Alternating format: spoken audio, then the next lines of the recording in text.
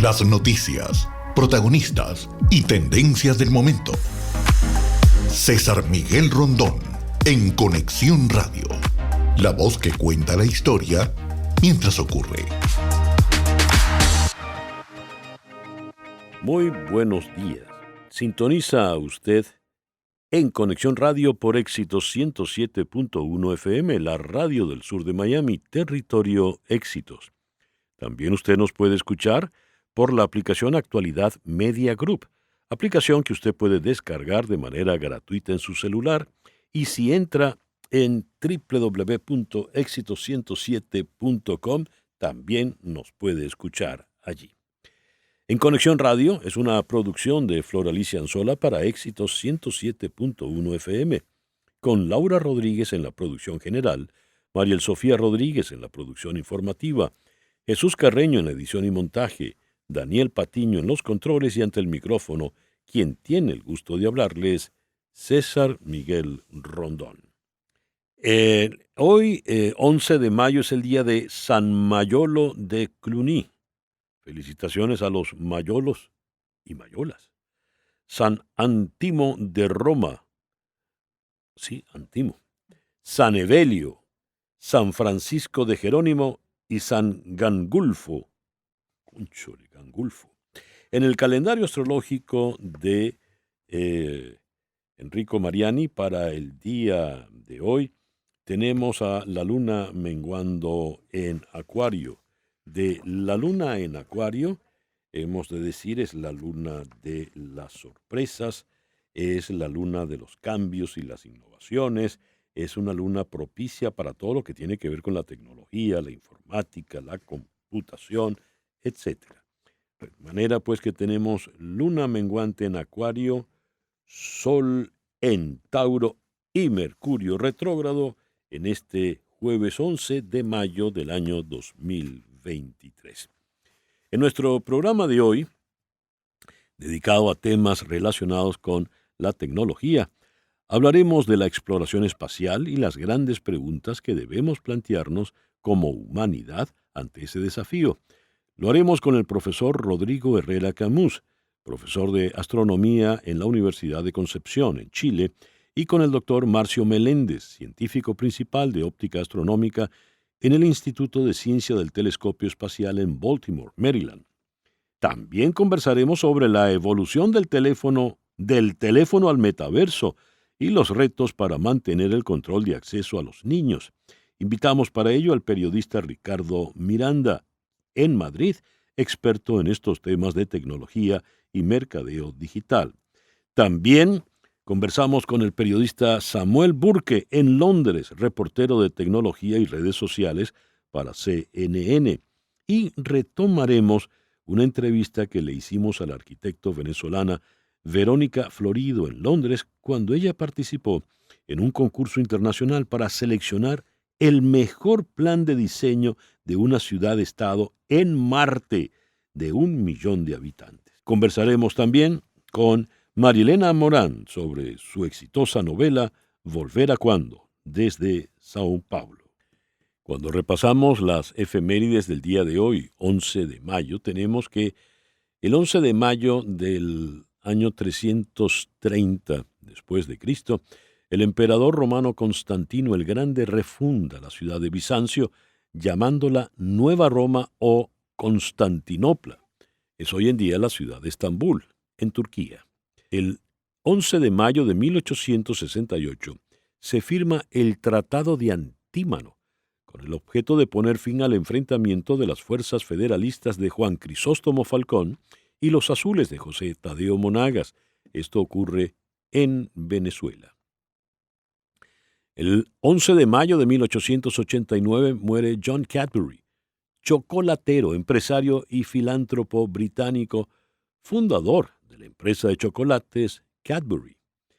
Y el 11 de mayo de 1904 nació Salvador Dalí. El 11 de mayo de 1916 nació el Premio Nobel de Literatura, el español Camilo José Cela. El 11 de mayo de 1924 se crea en Alemania la empresa Mercedes-Benz, formada por Gottlieb Daimler y Carl Benz, como fusión de las dos compañías, la Daimler-Benz.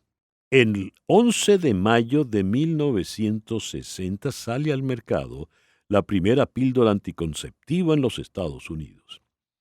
El 11 de mayo de 1967, en la fallida invasión de Cuba a Venezuela por la playa de Machurucuto, son neutralizados los guerrilleros comunistas y espías cubanos por el Ejército y la Guardia Nacional de Venezuela. El 11 de mayo de 1888 nació uno de los grandes compositores estadounidenses, Irving Berlin. El 11 de mayo de 1967, los Bee Gees debutan en el programa musical británico Top of the Pops con lo que era su canción más importante en ese momento, New York Mining Disaster. El 11 de mayo de 1970 murió uno de los grandes saxofonistas del jazz, Johnny Hodges. El 11 de mayo de 1970, el álbum triple con la banda sonora de la película Woodstock, película sobre el festival homónimo, fue certificado disco de oro apenas 2 semanas después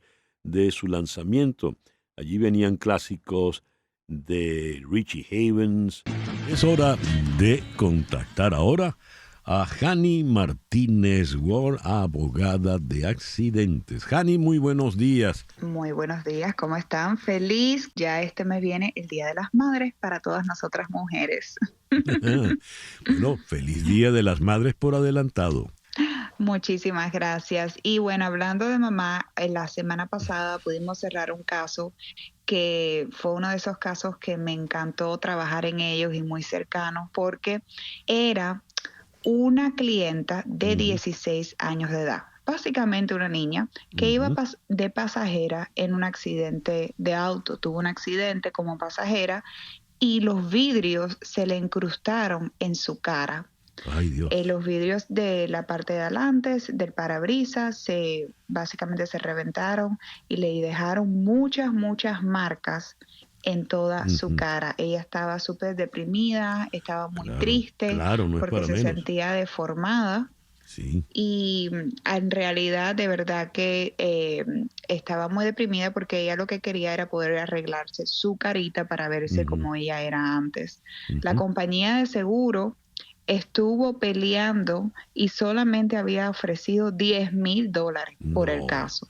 Más de 2 años peleando y nada más había ofrecido $10,000. Después de 2 años peleamos en corte, siguiendo la batalla. Al final pudimos obtener una compensación monetaria de $1.7 millones y lo ganamos la semana pasada. ¡Qué bien, Jani! Te felicito. Maravillosa noticia. La niña debe estar feliz. Ya va a ir entonces a hacerse su tratamiento, su reconstitución estética, ¿no? Exactamente, ella estaba muy contenta porque ella una niña de 16 años no se enfocaba en los dolores, en la espalda, en el cuello, tenía problemas para enfocarse, para estudiar, debido a que no podía estar más de 1 hora mirando un libro hacia abajo por problemas en el cuello, pero ella nada más se enfocaba en su carita y le pudimos hacer su sueño realidad, que ahora va a tener el dinero y los láser para poder arreglarse su cara y verse linda como ella era antes. Por eso, querido oyente, usted debe tener este teléfono en la memoria de su celular, 855-DOLOR55. 855-DOLOR55, que equivale a 855-365-6755. Repito, 855-365-6755.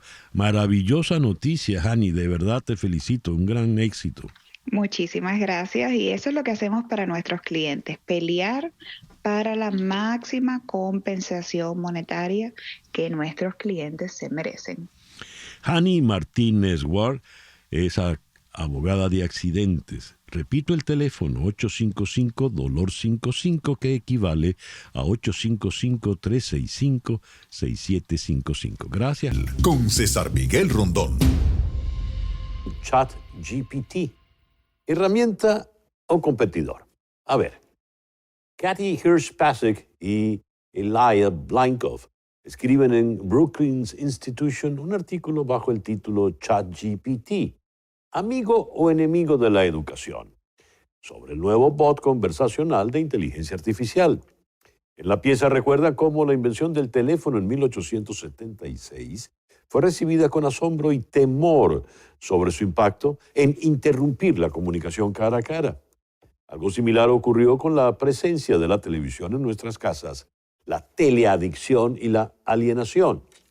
Ahora, señalan los autores, ocurre lo mismo con el ChatGPT, Generative Pre-trained Transformer, un bot conversacional que responde a las preguntas de los usuarios de manera que le permite buscar en grandes bases de datos y crear ensayos bien formados, resúmenes legales, poesía al estilo de Shakespeare y mucho más. Algunos educadores temen que los estudiantes nunca necesiten aprender a escribir, ya que simplemente pueden apoyarse en ChatGPT. Como advierten Hirsch-Pasek y Blinkoff, el Departamento de Educación de la Ciudad de Nueva York tomó la medida drástica de bloquear el acceso a ChatGPT en todos los dispositivos y redes del departamento por preocupaciones sobre los impactos negativos en el aprendizaje de los estudiantes y preocupaciones sobre la seguridad y precisión del contenido. Kevin Rose, en The New York Times, lo valora de esta forma. Dice, ChatGPT es simplemente el mejor chatbot de inteligencia artificial jamás lanzado al público en general. Textual. Y agrega que aún no estamos listos para lo que esta tecnología implicará. Como señalan en The Brookings Institution, cito, educadores, escritores de opinión e investigadores están involucrados en una discusión vibrante sobre las implicaciones de ChatGPT. El consenso emergente es que los maestros y profesores pueden ser engañados.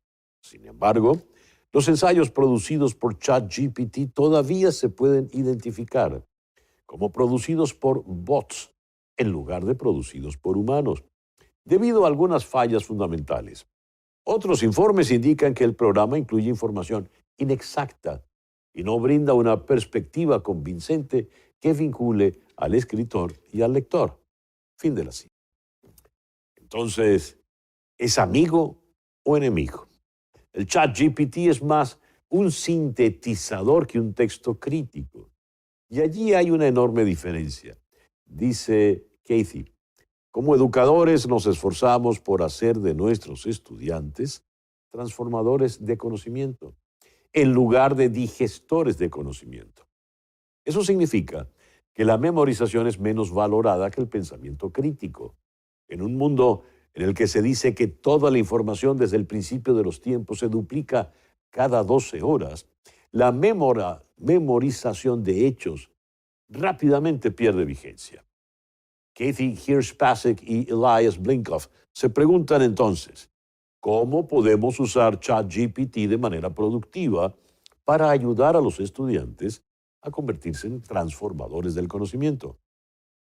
Un escritor, un maestro y un profesor de educación sugieren una analogía de la calculadora y las matemáticas con ChatGPT y la escritura.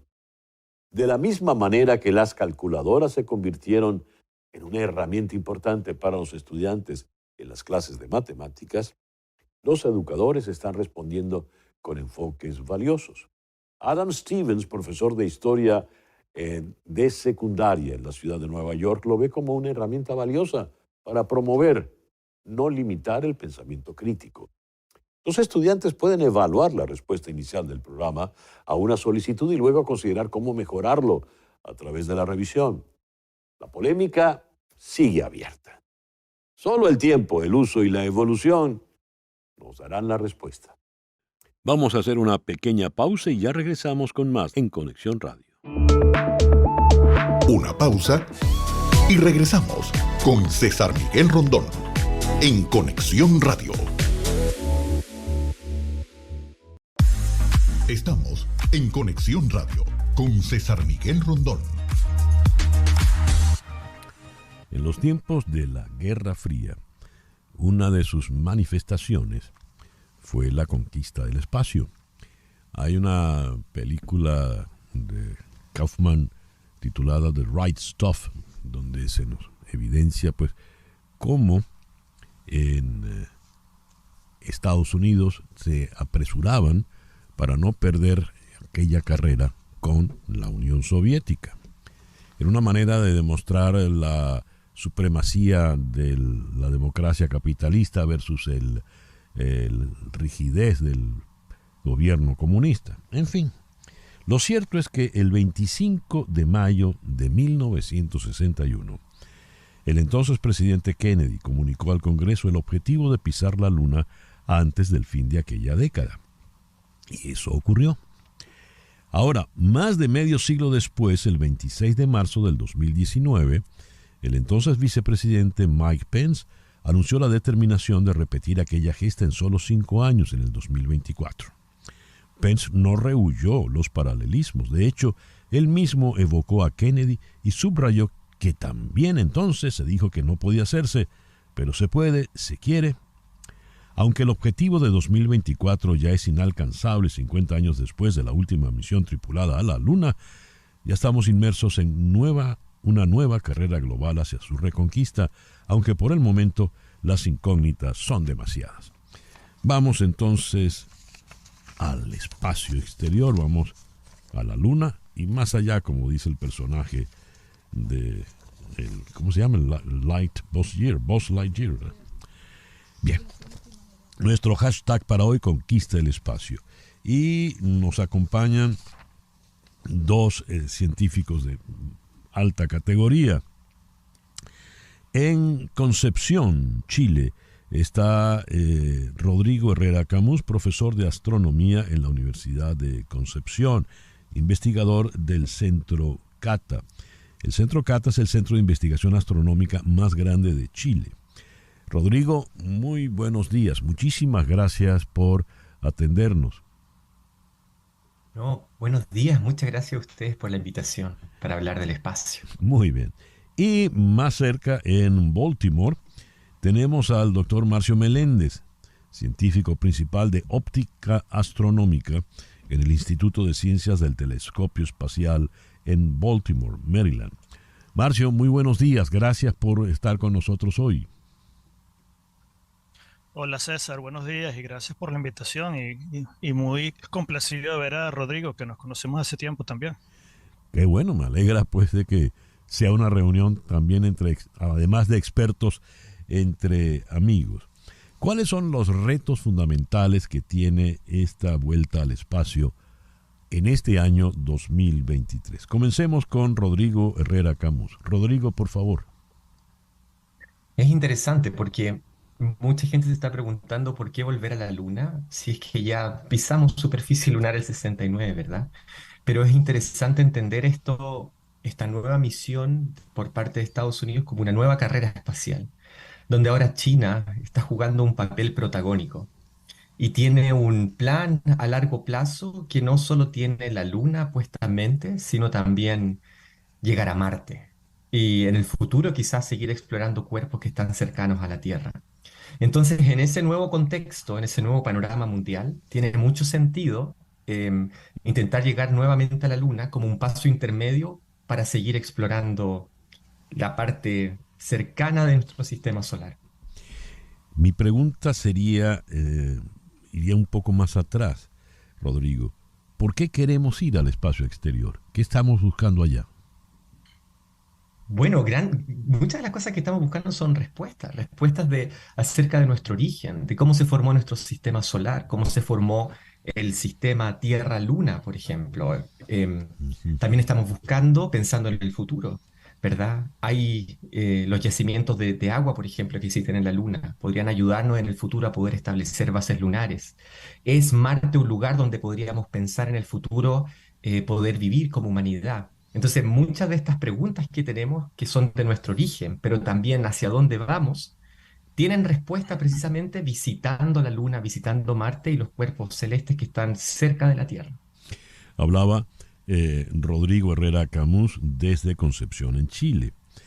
En una reseña leo que en este año 2023 el principal actor en esta conquista del espacio será, como viene siendo ya una tradición, Estados Unidos, con varios frentes abiertos enfocados en el regreso a la Luna. Uno de los encargos más importantes de la NASA recae sobre la compañía SpaceX de Elon Musk a través de la nave espacial Starship. Esta última deberá servir como vehículo lander que transporte a los astronautas desde la cápsula Orión a la superficie lunar, y el 2023 será un año clave en los ensayos.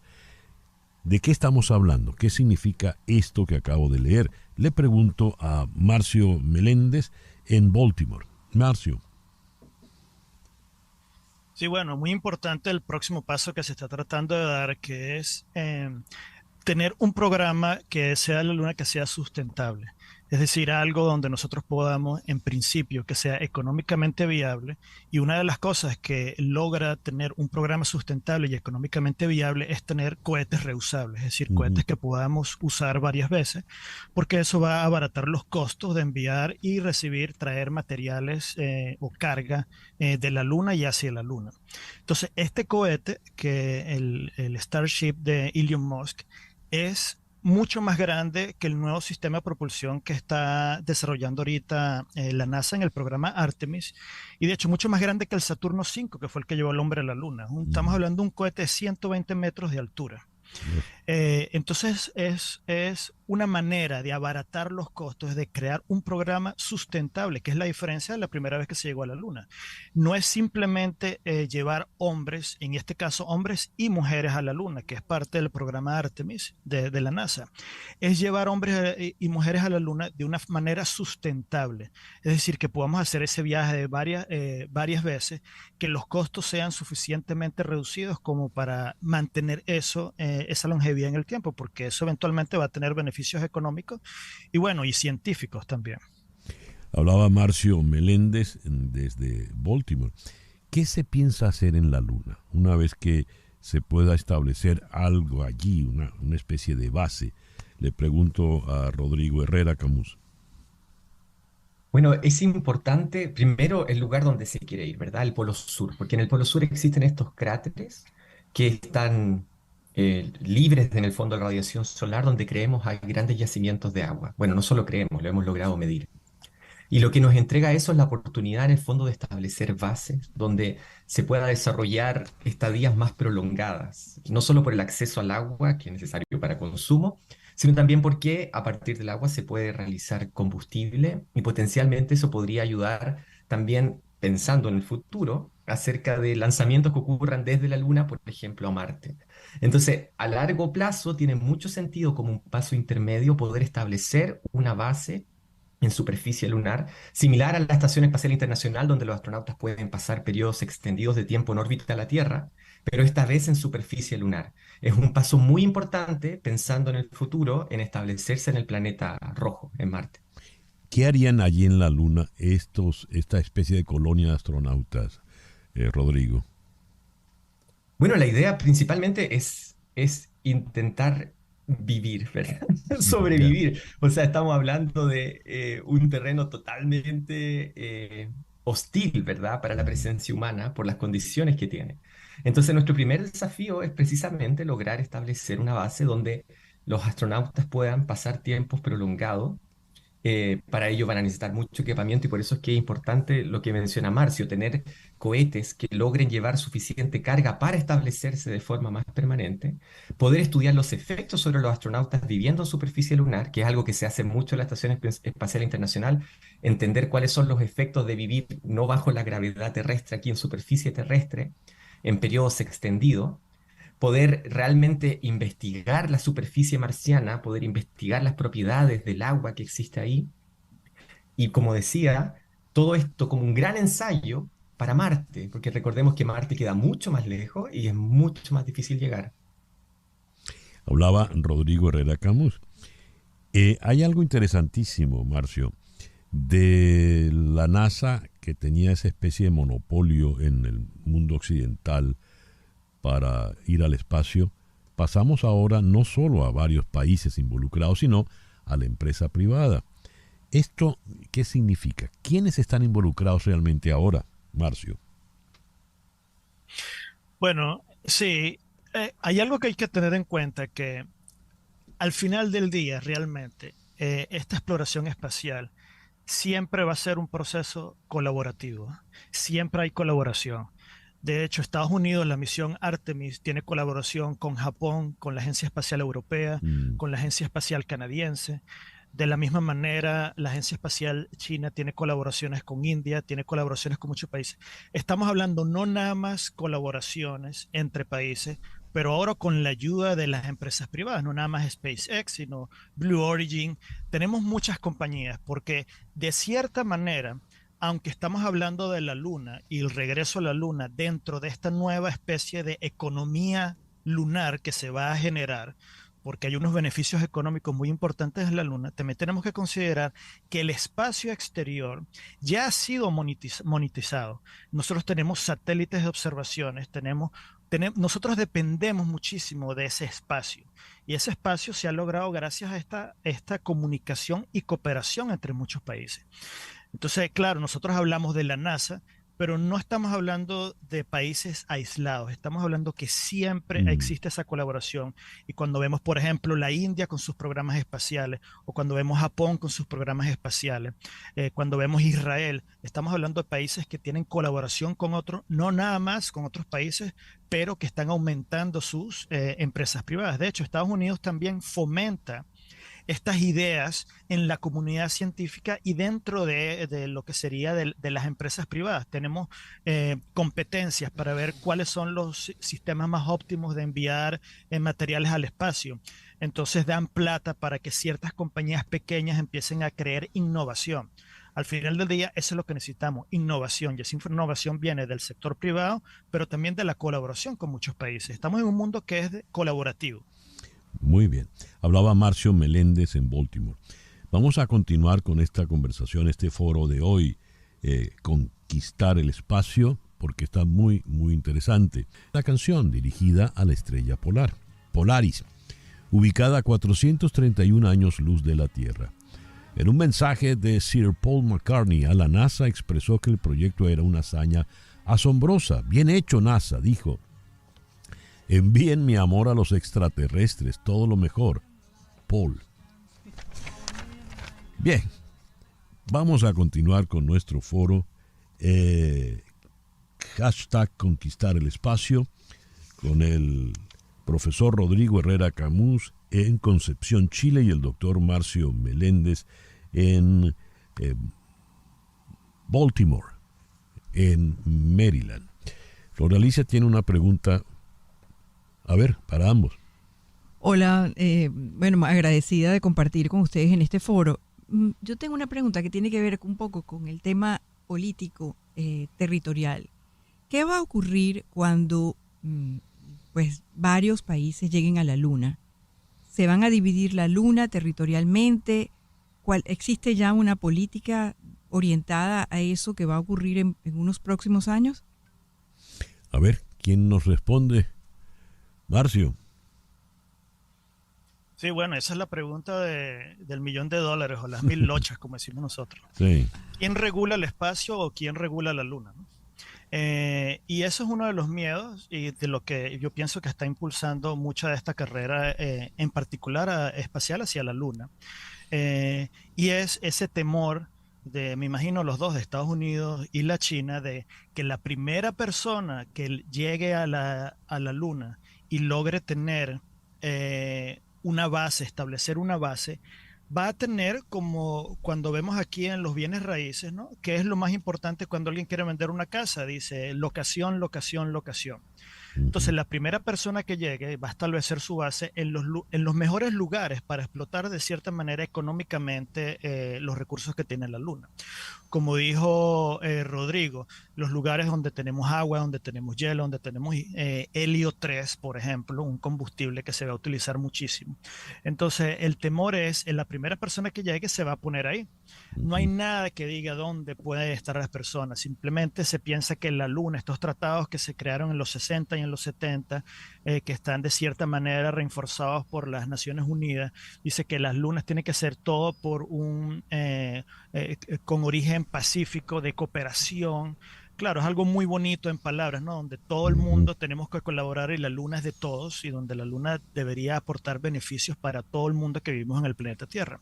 La realidad es que Estados Unidos y la China piensan que la primera persona que llegue allá con bases para establecerse va a agarrar los mejores lugares para esta especie de explotación, con de repente hasta enmarcado en algún tipo de metas científicas. Sin embargo, nosotros sabemos la cantidad de recursos económicos que puede tener y los beneficios económicos que tiene la Luna. Como digo, una especie de economía lunar. Si se ponen a ver los países que están llegando a la Luna, son los países que tienen las mayores economías del mundo. Entonces, todo está muy ligado y relacionado con esto. Ya lo veo.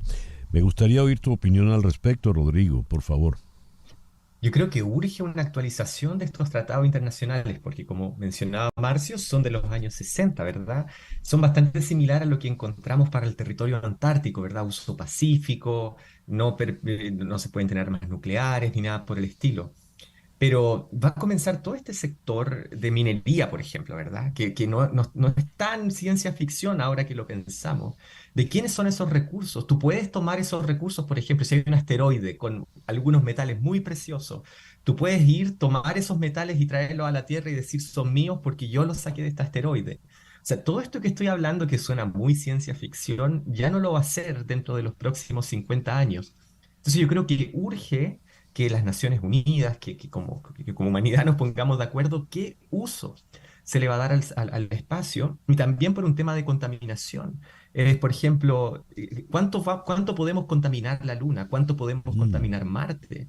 ¿Podemos enviar seres vivos, por ejemplo, a la Luna o a Marte para ver cómo se adaptan y si se nos sueltan, ¿verdad? O sea, sí, o sea, hay tantas preguntas, hay tantas cosas que están por definir y es necesario que como humanidad nos pongamos de acuerdo qué uso responsable le vamos a dar al espacio. Rodrigo, dijiste si enviamos seres vivos y se nos sueltan. ¿Podrías explicar eso? Exacto. Por ejemplo, pasó de que hubo una misión hace poco tiempo que enviaron estos pequeños microorganismos llamados tardígrados, o tardigrades en inglés, que son capaces de resistir en condiciones bastante extremas, por ejemplo, el espacio. Y esta nave, creo que era una misión israelí, tuvo un problema a la hora de poder aterrizar y chocó. Y al chocar se abrió el compartimento y probablemente estos seres vivos, en el fondo, saltaron a la superficie lunar. La velocidad del impacto se considera que no podrían haber sobrevivido. Pero abre el debate, ¿verdad? O sea, ¿podemos enviar, por ejemplo, algún tipo de ser vivo a la Luna o a Marte para ver cómo se adaptan, para hacer experimentos, pero que en el proceso cometamos un error y terminen en la superficie lunar o terminen en la superficie marciana? ¿Es ético? ¿Es posible? ¿Deberíamos hacerlo? O sea, son preguntas importantes que tenemos que contestar. Ya lo creo. ¿Eso se va a regir por quién? Porque dijiste en tu intervención, Marcio, bueno, Naciones Unidas y las naciones deberían ponerse de acuerdo, pero ¿cuáles son los riesgos que tenemos al ir al espacio exterior? Aparte del que acaba de mencionar Rodrigo de los seres vivos. Marcio. Bueno, técnicamente hay bastantes riesgos, ¿no? El espacio exterior no es como en las películas donde alguien puede sobrevivir, ¿no? Hasta en ropa interior en una cápsula y sobrevivir el aterrizaje. La radiación son sistemas que son muy fuertes para nosotros. Nosotros somos seres biológicos, nuestras células se ven afectadas por la radiación y el espacio exterior, como por ejemplo la Luna, sin atmósfera o con una atmósfera muy delgada, con poco campo magnético, nosotros no tenemos ninguna de las protecciones que normalmente tendríamos aquí en la Tierra. Desde un punto de vista práctico, cómo sobrevivir, como mencionó Rodrigo, cómo lograr sobrevivir, no simplemente mandar a humanos y que pasen unos días en la Luna y regresar, sino cómo sobrevivir de una manera sustentable y cómo aprovechar los recursos que tiene la Luna, no nada más los recursos, sino cómo hacer ciencia en la Luna de una manera sustentable. Ahora, cuando hablamos de las regulaciones y de que todos nos deberíamos poner a cuento, renovar, actualizar, revisar estos convenios, nosotros hemos estado de cierta manera peleando, y Rodrigo y yo sabemos como astrónomos lo que significa especie de esta contaminación. No nada más la contaminación que existe en la Luna. Por ejemplo, nosotros tenemos ahorita toda esta red de satélites que lanzó Elon Musk con SpaceX, todos los Starlinks. Estamos hablando de decenas de miles de satélites que están orbitando la Tierra. Ese espacio alrededor de la órbita de la Tierra. ¿Quién regula eso?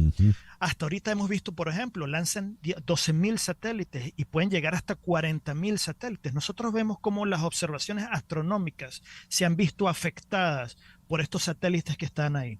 Entonces, ¿quién regula eso? Existen todas las regulaciones, pero toda esa basura, todo ese material, toda esa contaminación, claro, con esa meta disfrazada de ciencia, de tratar de darle internet a todo el mundo, ¿no? Cuando disfrazamos esos propósitos con estas metas científicas, es lo que nosotros tenemos que regular, pero ni siquiera hemos logrado hacer eso ahorita, en esta órbita cercana. Nosotros vemos como Elon Musk y todas estas cosas, con todo y que ha habido bastante discusión desde la parte científica de los astrónomos, explicando qué es lo que se puede hacer para solventar estos problemas. Eventualmente, de cierta manera, estos países y estas compañías están haciendo lo que les da la gana. Vamos a ponerlo de una manera simple, porque no hay nadie que logre reforzar estas regulaciones que deberían existir. ¿Y quiénes nos perjudicamos? Nosotros. De repente nuestros niños en 50, 100 años van a salir afuera y no van a ver las constelaciones como vemos nosotros. Simplemente vamos a ver unas luces ficticias que se están moviendo en el espacio. Dios. Si no regulamos eso ahorita, eso va a eventualmente llegar en un momento donde va a ser irreparable e irreversible el daño que puede tener a nosotros, no nada más como seres humanos, como sociedad en el planeta, ¿no? Hablaba el doctor Marcio Meléndez desde Baltimore. Vamos a hacer una pequeña pausa y ya regresamos con más de este tema tan interesante de la exploración espacial en Conexión Radio.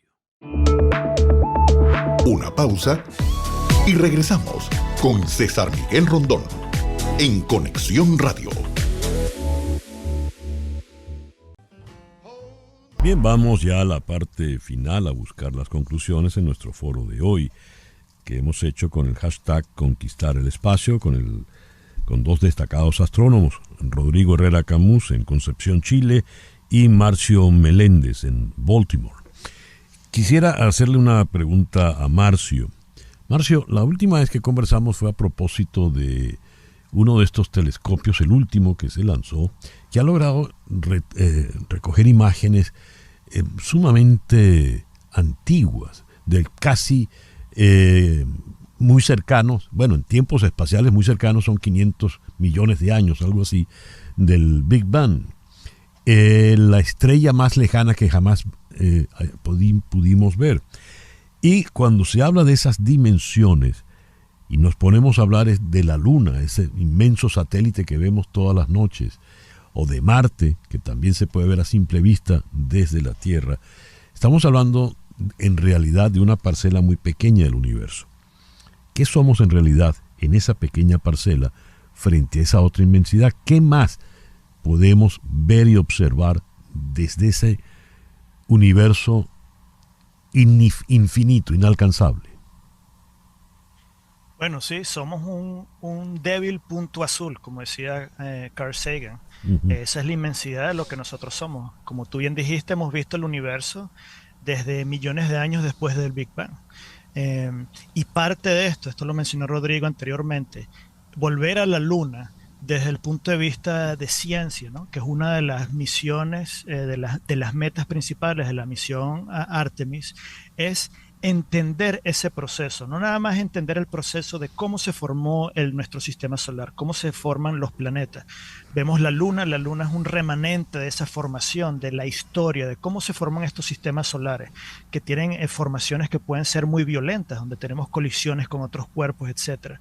No nada más en la Luna, sino en Marte, cómo se forman estos planetas rocosos. El James Webb, por cierto, ha visto estas detecciones de exoplanetas, de planetas fuera del sistema solar, que se parecen mucho a la Tierra, en el sentido de que son del mismo tamaño de la Tierra, son planetas rocosos que existen en otras estrellas. Nuestro conocimiento sobre el universo se ha expandido de una manera, no nada más desde el James Webb, en los últimos 20, 30 años, gracias a los avances en tecnología, se ha expandido el conocimiento que tenemos nosotros sobre el conocimiento, sobre el universo exponencialmente, pero literalmente, desde que el James Webb nos ha mostrado sus imágenes y sus datos, la astronomía se ha revolucionado en los últimos 6, 7 meses, en lo que nosotros entendemos cómo se forman estos planetas, estos sistemas solares, estas estrellas. Y eventualmente de dónde venimos nosotros, cómo se origina la vida, cuáles son los bloques fundamentales de donde se origina la vida, o por lo menos la vida como la conocemos nosotros aquí en la Tierra. Entonces, todas estas misiones están enfrascadas dentro de estas metas científicas que nos van a ayudar a responder a estas preguntas: ¿de dónde venimos nosotros? ¿Cómo nos formamos? ¿Cómo se origina la vida? ¿Cómo se traslada la vida de sistemas en sistemas? Entonces, todas estas preguntas pueden tener respuestas en misiones a la Luna. Y ahora te voy a decir algo, en un sentido mucho más práctico. Todas estas misiones espaciales, como la del James Webb, si tú te pones a ver que el James Webb es el doble del tamaño del telescopio espacial Hubble, pero con la mitad del peso, quiere decir que nosotros los avances en materiales, en ciencias de materiales, en detectores, igual que la carrera espacial en los 60 y en los 70. Todo eso va a tener beneficios tecnológicos que eventualmente podrían ayudarnos a nosotros aquí en la Tierra. ¿Quién sabe qué avances tecnológicos derivados de esa nueva carrera o de esta nueva carrera espacial puede tener beneficios, por ejemplo, en la medicina para resolver problemas en nuestro planeta? Entonces siempre se tiene esa esperanza que toda esta innovación que se está generando y desarrollando en esta nueva carrera espacial eventualmente también tenga efectos prácticos en nuestro bienestar como humanidad aquí en la Tierra. Interesantísimo lo que has dicho, Marcio, de verdad, apasionante. Hablaba el doctor Marcio Meléndez. Ya buscando las conclusiones, no deja de ser una paradoja, Rodrigo, que estemos viendo cómo habitamos la Luna, cómo habitamos Marte y cómo seguimos más allá, cuando nuestro planeta lo estamos destruyendo. Y misericordiamente no le hacemos demasiado caso al tema del calentamiento global. Y según el Doomsday Clock, el reloj del apocalipsis, estamos a 90 segundos de la medianoche. No deja de ser una paradoja. Los humanos, los terrícolas, somos una garantía frente a esos otros órganos celestes, frente a esos planetas, satélites, en fin, después de lo que hemos hecho con nuestro planeta. ¿A dónde vamos realmente? Sí, le pregunto a Rodrigo Herrera. Una de las buenas cosas de tener estos programas y de hablar de todos los desafíos y lo difícil que es poder llegar a la Luna, más incluso Marte, es que entendamos que no hay plan B. Marte no es la nueva Tierra. No es que va a llegar un punto en que logremos en el fondo convertir a Marte en una opción, porque nunca fuimos capaces de parar los efectos, por ejemplo, del calentamiento global, de la forma en que destruimos nuestro planeta y que digamos, bueno, ahora nos vamos todos a Marte. Y si llegara a ocurrir algo así, serían los billonarios como Elon Musk, ¿verdad? Y otros que precisamente tendrían esa opción, y la verdad, la mayoría de nosotros, simples mortales, nos tendríamos que quedar acá. Entonces, es muy importante que como humanidad entendamos el tremendo desafío y lo hostil que es el espacio para que valoremos el planeta maravilloso que habitamos y lo importante que es cuidarlo. Entonces, en ese sentido, yo creo que es clave que como humanidad entendamos esto, lo hostil que es allá afuera una vez pasado la atmósfera y que realmente no hay plan B. Esta Tierra que tenemos es la que tenemos que cuidar. Y cuando hablamos de crear bases en la Luna, en Marte, nunca van a poder reemplazar realmente lo que tenemos aquí. Nunca, la Tierra es irreemplazable, magnífico, Rodrigo, no hay plan B. A manera de conclusión, ¿qué nos dices, Marcio? Bueno, yo quería terminar con una de las metas, que tiene la misión Artemis de la NASA, específicamente, que es inspiración de las nuevas generaciones. Nosotros hemos hablado todo este tiempo de los problemas que existen de esta carrera espacial, etcétera, pero mis hijos están creciendo y ellos no están pensando en una carrera espacial, ellos no están pensando que la China va a llegar primero o que los rusos o India o Japón tienen misiones espaciales. Ellos lo que van a ver es un hombre y una mujer en la Luna, en estas nuevas generaciones. Lo que van a ver es nosotros, de repente, desde su percepción como humanidad, tratando de llegar y de explorar nuestro universo, ya sea la Luna, ya sea Marte, ya sea misiones que van a las lunas de los planetas gaseosos como Saturno y Europa, donde también hay misiones para explorar, misiones robóticas para explorar eso. Entonces yo pienso que esta parte, tratando de quitar un poco la parte de repente pesimista de lo que puede ser los conflictos, que nosotros como adultos entendemos muy bien, pero tratemos de pensar que también esto tiene una componente inspiracional para las generaciones nuevas, que esta gente va a crecer, mis hijos van a crecer en un mundo donde los humanos llegaron, conquistaron a la luna de una manera sustentable. Y bueno, esa manera de explorar el espacio, yo pienso que es muy importante porque la inspiración es lo que nos va a ayudar a tener innovación, estas nuevas generaciones. Y yo creo que todos nos vamos a beneficiar de eso. Muy bien. El doctor Marcio Meléndez es científico principal de óptica astronómica en el Instituto de Ciencia del Telescopio Espacial en Baltimore, desde donde nos está hablando. Y tú, a manera de conclusión, tus palabras, Rodrigo, por favor. Sí, en la misma línea de Marcio, yo recuerdo cuando estaba en la Universidad de Maryland haciendo mi doctorado, ahí conocí a Marcio, estuve almorzando un día con un astrónomo muy destacado estadounidense que era niño cuando el hombre llegó a la luna y me contaba que todos en su cuadra jugaban a ser ingenieros de la NASA. Y yo pensaba, wow, no es solo que el hombre llega a la luna, es inspirar a una generación completa, ¿verdad? A acercarse a la ciencia, a pensar de que no hay límites, a pensar de que podemos llegar a lugares donde no hemos llegado antes. Y hablando desde Latinoamérica, ahora en una nota más personal, yo creo que nos falta eso, ¿verdad? Nos falta esa capacidad de poder inspirar a las nuevas generaciones, a poder soñar alto. Así que me alegro que Estados Unidos, bueno, ahora China y en realidad en colaboración internacional estemos conquistando el espacio y espero que aquí, al menos en Latinoamérica, tratemos de ser parte de esta aventura, porque no solo es llegar, sino también inspirar a la nueva generación de científicos y científicas. Rodrigo Herrera Camus, profesor de astronomía en la Universidad de Concepción, desde donde nos ha hablado. Muchísimas gracias, Rodrigo, muchísimas gracias, Marcio, por este interesantísimo, apasionante foro que nos han dado en el día de hoy. Gracias. Gracias. Muchas gracias. Gracias. En Conexión Radio.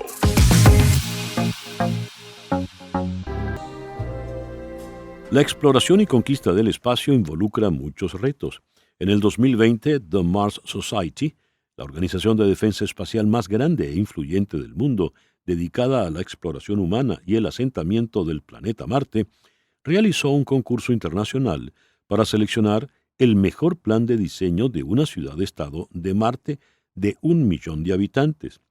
Entre las 10 mejores propuestas se encontraba la del equipo Sonnet, donde una arquitecto barquisimetana, Verónica Florido, formó parte de los profesionales que desarrollaron el proyecto. Tuve la oportunidad de conversar con esta joven arquitecto sobre los detalles de la propuesta de Sonnet. Esta entrevista la hicimos el 11 de noviembre de 2020, en Londres. Hola Verónica, gracias por estos minutos en el programa de hoy. Gracias a ti, César Miguel. Saludos. ¿Qué premisas manejaron ustedes para diseñar una ciudad en Marte? Bien, este fue un concurso respaldado por The Mars Society, que es la asociación que se encarga de exploraciones en Marte más grande en el mundo, basada en Estados Unidos. Ellos lanzaron este concurso de ideas donde tenías que diseñar una ciudad para 1 millón de personas, una ciudad autosostenible, y tenías que diseñar un plan económico, tenías que ver qué ingenierías se iban a usar para poder llevar a cabo esta ciudad, un plan social, político, cultural y, pues, por supuesto, el diseño arquitectónico de toda la infraestructura de este proyecto. Nuestro equipo digamos que la base más fuerte de nuestro equipo fue la multidisciplinaridad, ya que para cada tema que fue tratado para este proyecto, pues había un experto detrás de ese tema, ¿no? Pues un equipo de arquitectos, ingenieros, astrónomos, aeroespaciales, ingenieros químicos, físicos, en minas y pues cantidad de personas. Este proyecto lo coordinó y lo lideró el astrofísico Guillem Anglada-Escudé, que en el año 2016 fue el que lideró el equipo que descubrió el exoplaneta más cercano a la Tierra. Pues para que tengas una idea de la calidad de profesionales que teníamos en este proyecto, ¿no? Verónica, te pregunto como arquitecto, no es que tú me estás diseñando una casa a mí para yo vivir cómodamente, la casa de mis sueños. Es que tú estás diseñando una ciudad para que 1 millón de habitantes de terrícolas, evidentemente, puedan vivir en Marte. ¿Cómo va a ser la vida de estos terrícolas en Marte, en esa ciudad que tú diseñaste? Bueno, desde el punto de vista arquitectónico, nosotros propusimos unas estructuras excavadas, ya que esta era la solución, digamos, que cubría la mayor parte de los contras que teníamos en diseñar en un planeta donde no tienes pues las mismas condiciones que en el planeta Tierra. No tienes la atmósfera, el clima es totalmente diferente, extremo. Necesitas presurizar los espacios, necesitas protección contra la radiación.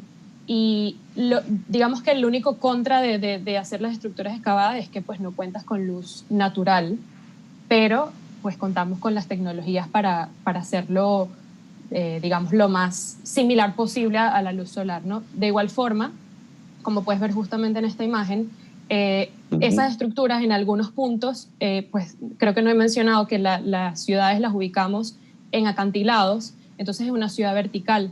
Esta ciudad vertical cuenta con perforaciones en la pared del acantilado donde indirectamente recibes luz solar. Pero por supuesto que para poder recibir luz solar con radiación pues necesitas estar ahí en la menor cantidad de tiempo. Pues también desde el punto de vista arquitectónico desarrollamos estas ciudades modulares para pues ahorrar tiempo en construcción y eficiencia. Fíjate, Verónica, vi que habían plantas. Estas plantas son naturales, todo es artificial.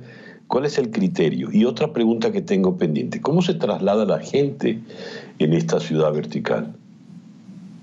Bien, sí, las plantas son naturales. De hecho, en la parte de arriba del acantilado pues dispusimos todos los llamamos módulos de agricultura, donde las plantas pueden subsistir en una atmósfera menor a los humanos. Y pues, por supuesto, necesitan la luz solar, pero también dispusimos de luces LED para que pues, poder alimentarnos digamos que la alimentación va a ser basada en plantas, ¿no? Entonces, bueno, para poder alimentarnos, pues necesitamos todos unos sembradíos de alimentos. Y te quiero preguntar, ¿y cuál fue Verónica, la otra pregunta, disculpa? No, la otra pregunta, ¿cómo se trasladan? ¿Cómo se moviliza la gente en esta ciudad? Porque me hablaste de 1 millón de habitantes. Pues túneles, ascensores, trenes excavados también. Y nosotros propusimos 5 ciudades, que te comentaba que la arquitectura era modular, para poder escalar estas ciudades. Y las colocamos en puntos estratégicos donde pues tienes la mayor cantidad de recursos a la mano, ¿no? Una es en el polo norte del planeta, y pues estratégicamente las ubicamos, y esos transportes van a ser por trenes de alta velocidad. ¿De qué vive la gente en esta ciudad? Ese 1 millón de personas, ¿a qué se dedican? Bueno, a ver, más que todo, pues queremos, pues esta curiosidad de diseñar en otros planetas por temas de investigación principalmente, pero pues en el plan de economía nosotros propusimos que los mismos habitantes sean accionistas de la ciudad, donde ellos por supuesto que también van a trabajar como acá en la Tierra, como investigadores, como profesores, pues también por supuesto en la universidad que proponemos pues va a haber facultad de arte, de ingeniería, como todo lo que necesitas en una ciudad pues lo tenemos allá también. Lo tendríamos. Verónica, mi última pregunta, siendo tú tan joven como te veo, no me cabe la menor duda de que tienes una altísima probabilidad en tu tiempo vital de vivir en esta ciudad. ¿Te vas a vivir a Marte? Pues si lo logramos de aquí hasta que yo esté viva, pues sí, por supuesto. Me encantaría pues, ver realizado pues, este sueño. Por supuesto que para poder construir esa ciudad se necesitan resolver temas de que puedan aterrizar mayores cargas en el planeta, pero pues me encantaría. Te felicito, qué cosa tan apasionante de verdad. Te felicito de verdad, Verónica. Gracias, César Miguel, un placer. Era Verónica Florido desde Londres. De verdad que es un orgullo ver a venezolanos talentosos competir creativamente en todos los terrenos. Hacemos ahora una pequeña pausa y ya regresamos. Una pausa y regresamos con César Miguel Rondón, en Conexión Radio.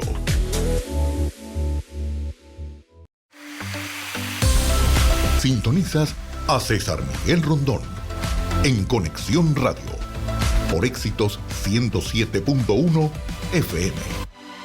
Hablemos de Betty Car. Tienen el carro que se adapta a tus necesidades. Te lo entregan con la mecánica al día, pulido, limpio y con garantía. Pero lo mejor de todo es que no necesitas ni social ni crédito. No tienes de qué preocuparte. Ellos se encargan de todo. Si tienes poco down payment, también te ayudan a financiarlo. Síguelos en Instagram, @BettyCarsMiami. Allí puedes ver la variedad de vehículos. Llama al 786-470-9490. Repito, 786-470-9490. Betty Car, tu dealer de confianza. En 1876, es decir, 147 años atrás, Alexander Graham Bell patenta la invención del teléfono. Y siempre se asumió que él era el inventor del teléfono. Mas no, el inventor del teléfono fue Antonio Meucci, que inventó el teletrófono en el año 1854. Lo construyó para conectar su oficina con su dormitorio y así poder hablar con su esposa, que estaba inmovilizada en cama por una enfermedad. El dispositivo podía transmitir señales acústicas a distancia por medio de señales eléctricas. Era el precursor del teléfono actual. Pero Meucci no tenía dinero para patentar el invento, de forma que su descubrimiento nunca fue reconocido. Bell sí tenía dinero, lo patentó y bueno, hasta el sol de hoy Bell Company hace de las suyas. Es decir, tenemos ¿cuánto fue que dije? 147 años de comunicación telefónica. Y ese teléfono ha pasado por muchas etapas hasta que al principio pues no era a través de una telefonista, se le daba una manivela y uno le decía a la telefonista, quiero hablar con la casa de Mengano, y entonces ella comunicaba con la casa de Mengano. Luego se eliminó la telefonista, se empezó a marcar los números telefónicos, primero con un disco, ¿no? Uno discaba el teléfono, discaba el número.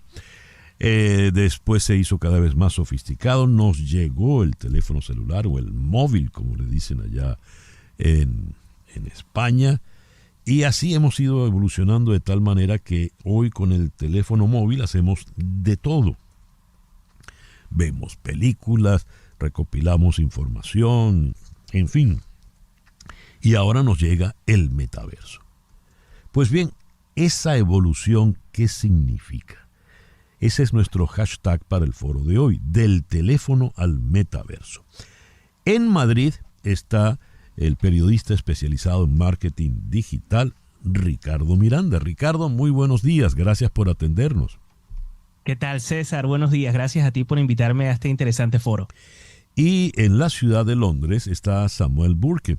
Él es reportero de tecnología y redes sociales, presentador del podcast Suddenly Family en CNN y jefe editorial de Real Vision. Samuel, muy buenos días, muy buenas tardes por allá. Muchísimas gracias por incorporarte al foro. Buenos días y bueno, ¿nos estamos hablando por el teléfono o es Zoom o es algo parecido? Así es. A ver, vamos a comenzar con Ricardo. Yo dije más o menos que era el teléfono, ¿no? El teléfono era un dispositivo, el primero, el de Meucci, que podía transmitir señales acústicas a distancia por medio de señales eléctricas, precursor del teléfono actual. Ya que esto es del teléfono al metaverso, ¿qué es el metaverso? Le pregunto a Ricardo Miranda.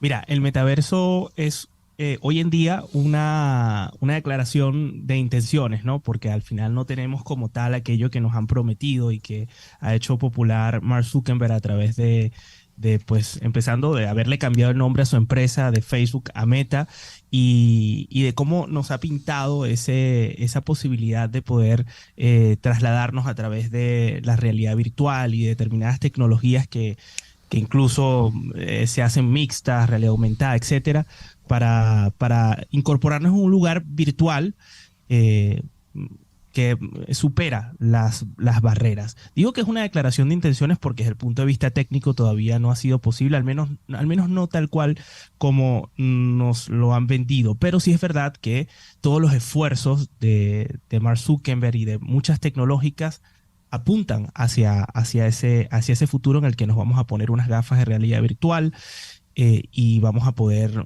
viajar o conectarnos con otras personas simulando estar en el mismo lugar. Hablaba Ricardo Miranda en Madrid. Le pregunto a Samuel Burke en Londres. Samuel, cuando te presenté, dijiste, estamos hablando por teléfono, por Zoom, y en efecto hay toda una gama tecnológica que se ha ido sofisticando a lo largo de los años, desde aquel primitivo teléfono. El metaverso, el Zoom, todas estas cosas que tenemos ahora para comunicarnos, ¿forman parte de qué? ¿Cómo definirías tú ese universo? Bueno, todo forma parte ahora parte del Internet. Pero cuando me fijé en esta invitación que me mandaste y la historia del teléfono, estaba pensando en qué tan lento iba todo. La idea del italiano, el estadounidense que a fin pidió la patente y luego todo el tiempo que necesitó para llegar a las oficinas, luego a la casa. Y ahora, ¿qué tan rápido va todo? Desde el BlackBerry hasta el iPhone. La primera vez que pasé en CNN algo que se llamaba FaceTime. Y para mí lo que más me llama la atención de todo esto, desde el teléfono hasta el móvil, hasta el metaverso, es el teléfono es la cosa que más nos hace contento y más nos hace descontento. Para mí eso es lo que representa el teléfono en este momento, o la tableta, lo que sea. Es algo que hace tan buena la vida para poder hablar con mi mamá en Arizona desde aquí en Londres y para estar tan descontento de que mi jefe me pueda llamar a las 2 de la mañana cuando estoy de vacaciones. Eso es lo que es. Magnífico, magnífico la relación que nos da Samuel Burke desde Londres. Fíjate, Ricardo, Samuel habla de la velocidad con que se han logrado las cosas en comparación con la lentitud de los primeros tiempos comunicacionales. Pero tú estás hablando, cuando te pregunté por el metaverso, dices, por ahora es una especie de declaración de intenciones, porque no han cumplido. ¿Por qué no han cumplido? ¿Por qué ha sido una reacción tan lenta? Y si se supone que sería un gran universo inmediato. Le pregunto a Ricardo Miranda en Madrid. César, yo creo que ha sido muy ambicioso de parte de Mark, el creador de Facebook, pues plantearnos una realidad que técnicamente todavía no es posible, aunque yo sé que él no hará puntada sin hilo, como dicen acá en España. Y, por ejemplo, yo hace menos de un mes tuve la oportunidad de probar las más recientes gafas de realidad virtual de Meta, que son las más avanzadas del mercado. Y es fantástico, es decir, logra integrar muy bien la realidad virtual con la realidad mixta, cosa que antes no sucedía. Es decir, tú te pones estas gafas de realidad virtual y puedes ver lo que hay a tu alrededor desde el punto de vista físico, porque tienen unas cámaras que captan todo lo que hay a tu alrededor, cosa que antes no sucedía. Antes tú te ponías las gafas y veías solo entornos virtuales. Esta vez se mezcla el entorno virtual con el entorno físico. Eso es maravilloso, o sea, es impactante. Pero cuando yo me quité estas gafas, que por cierto eso lo hice en la sede de Meta aquí en España, yo me preguntaba, ¿y para qué yo voy a querer esto? Es decir, ¿qué puedo hacer yo con esto? O sea, es impactante, sí, pero si yo me voy a gastar $2,000 en unas gafas de realidad virtual, ¿qué voy a conseguir con ello? Y la respuesta del profesional que me ayudó a usar las gafas es que está todo por hacer. Es decir, no está hecho. Y es verdad que técnicamente todavía no solo está todo por hacer desde el punto de vista virtual, porque esto promete ser pues muchas cosas a la vez y nada al mismo tiempo, sino que desde el punto de vista técnico de desarrollo todavía hay muchas cosas que afinar. Aún así, Hoy en día es muy sorprendente, por ejemplo, ponerte estas gafas y sin necesidad de tener nada puesto en tus manos, poder manipular las cosas simplemente con gestos. Ya. Es decir, no deja de ser sorprendente, pero desde el punto de vista de innovación, de necesidades, entendiendo que la innovación está asociada a las necesidades del ser humano, pues no termina de satisfacer una necesidad concreta. Por lo cual, cuando te las quitas, lo primero que te preguntas es, ¿qué hago yo después con esto? Eso es impresionante, porque al principio la tecnología se usaba y uno se decía, ay, es que realmente necesito esto, y ya es totalmente al revés. Qué bueno que lo dices así, Ricardo. Te los quitas y dices, ay, buenísimo, ¿para qué es? Exacto, Samuel, porque fíjate, cuando comentabas en el aspecto comunicacional, el teléfono te da alegrías, puedes hablar con tu mamá en Arizona desde Londres, pero el jefe te puede llamar a las 2 de la madrugada cuando estás en vacaciones. Estamos hablando de cosas reales, de comunicaciones reales, no importa la distancia. El metaverso, por lo que veo, es virtual, es fantasía. ¿Y para qué quiero yo la fantasía? Es una combinación, porque ya hay tantas personas que trabajan desde la casa y dicen, no quiero ponerme el maquillaje, no quiero ponerme ni una camisa, quiero ir al trabajo sin estar presente mi cara. Entonces ya hay tipo una imagen de Samuel y César y Ricardo que están ahí, esas imágenes, pero no tenemos que mostrarnos las caras. Yo, por mi parte, odio eso. Somos comunicadores aquí, así que no nos llama la atención, pero puedo asegurarte al 100%, César, especialmente con la gente que acaba de graduarse durante la pandemia, unos empleados por ahí que tenemos, hay una cierta cantidad, un cierto porcentaje de personas que quieren vivir así. Yo no digo que sea el 50%, tal vez Mark Zuckerberg sea más inteligente que yo, pero digo que no. Pero te aseguro que hay ciertas personas, un cierto porcentaje que quiere vivir así, de estar en Zoom sin la cámara prendida y tener una imagen de ellos así. Muy bien. Ese es el metaverse. Hablaba Samuel Burke, que está en Londres. En breve vamos a regresar a este foro con el hashtag del teléfono al metaverso, con Ricardo Miranda en Madrid y Samuel Burke en Londres. Y en Londres, nuestro compañero en la mañana de hoy, Samuel Burke, tiene que despedirse porque ahora tiene su propio show. Samuel, muchísimas gracias por habernos acompañado en la mañana de hoy.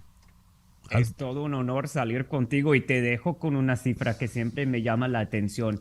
Casi el 50% de los estadounidenses ya no han pasado ni 24 horas sin usar su teléfono, y casi el 50% de ese mismo pueblo dice estar muy descontento con su teléfono, deprimidos. Hay una serie de, especialmente con los jóvenes, de cosas que viven, que se sienten como resultado de ese dispositivo, el cual me encanta. He construido todo lo que es mi trabajo reportando sobre este dispositivo, pero nosotros que pasamos más tiempo en esto somos los más conscientes de las consecuencias de esta tecnología.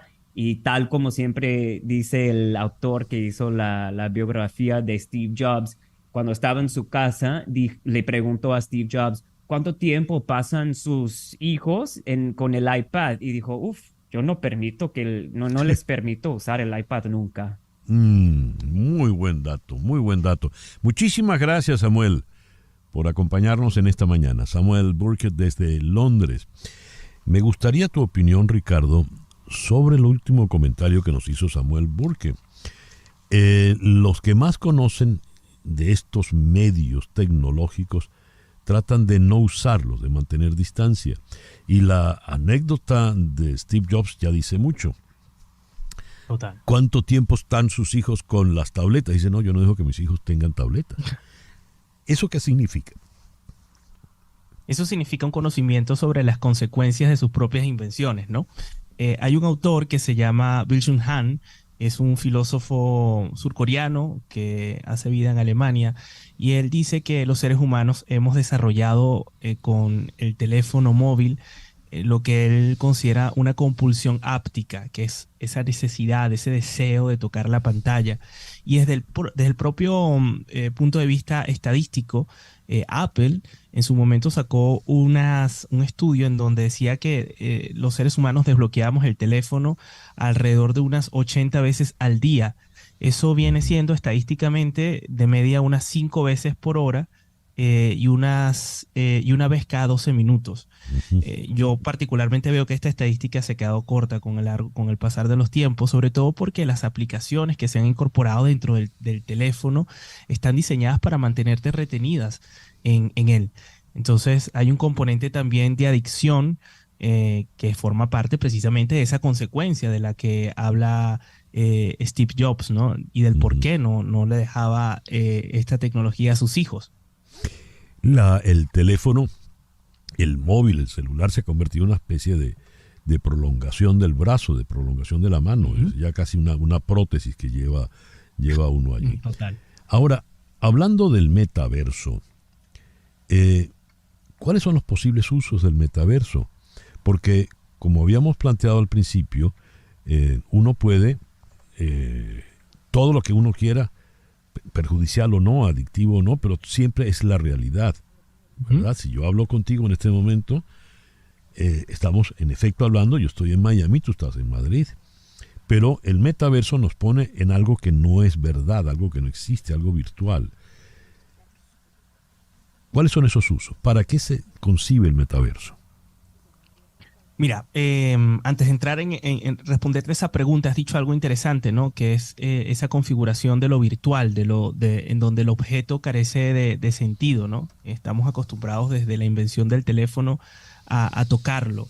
De hecho, hay una historia bien interesante que relata el filósofo alemán Benjamin en su libro Infancia en Berlín hacia 1900, en donde él dice que en aquellos tiempos el teléfono pues estaba colgado y era tan pesado y además daba órdenes, es decir, sonaba el teléfono y había que ir a asistirlo, ¿no? Pero estamos hablando de un objeto que con el tiempo pues ha perdido su resistencia, ¿no? Tomando en cuenta que la palabra objeto se deriva del latín obiciere, que viene a ser como echarse hacia adelante, oponerse, ¿no?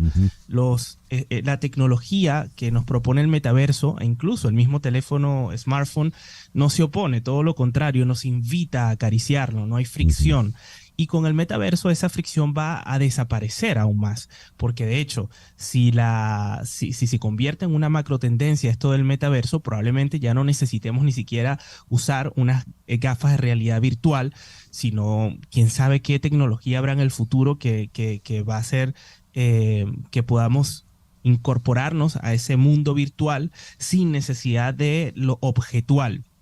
Y en ese sentido yo considero que estaremos atravesando, así como se atravesó en su momento la fotografía, por ese proceso lento en el que había que ponerse frente a un aparato durante media hora, una hora para que plasmara tu imagen. Y hoy en día pues es que hacemos 5 o 6 fotos en una toma con el teléfono. Eso va a suceder igual de manera metafórica con el metaverso, es decir, vamos a pasar de usar unas gafas a quién sabe, a lo mejor usar unas lentillas, unos lentes de contacto. Ahora, respondiendo a tu pregunta, las cosas que se pueden hacer en el metaverso, de hecho, hoy en día son tan incontables que hasta cuestan imaginarlas. Yo le preguntaba eso mismo a un profesional de la realidad y la experiencia virtual, y él me decía, tú imagínate que vas por la calle con tus gafas, ¿vale?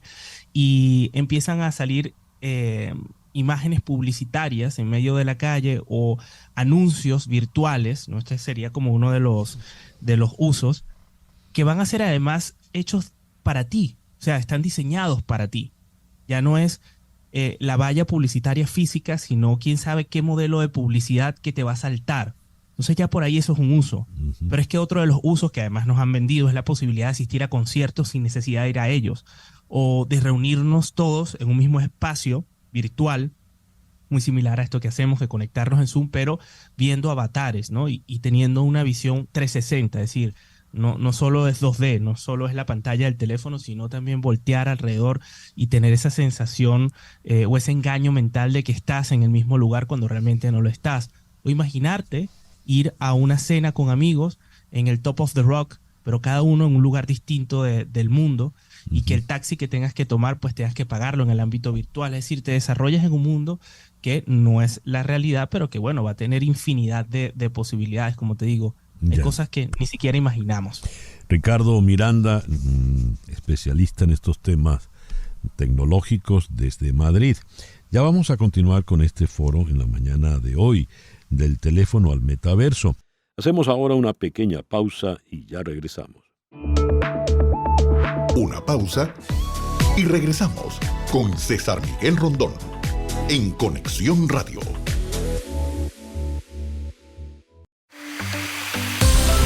Sintonizas a César Miguel Rondón en Conexión Radio por Éxitos 107.1 FM. Contratar los servicios de un abogado de inmigración es un asunto serio.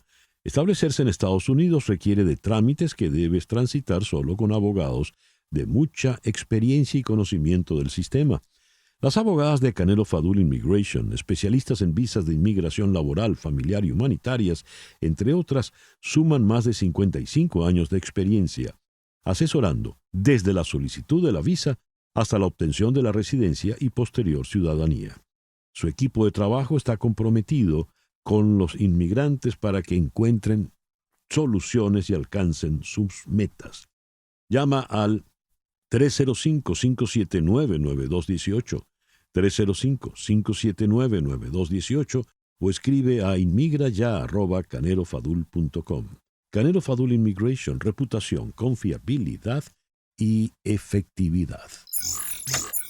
César Miguel Rondón en Conexión Radio. Ya vamos a continuar con este foro en la mañana de hoy, del teléfono al metaverso. Estamos con Ricardo Miranda en Madrid. Ricardo, Floraliza tiene una pregunta para ti.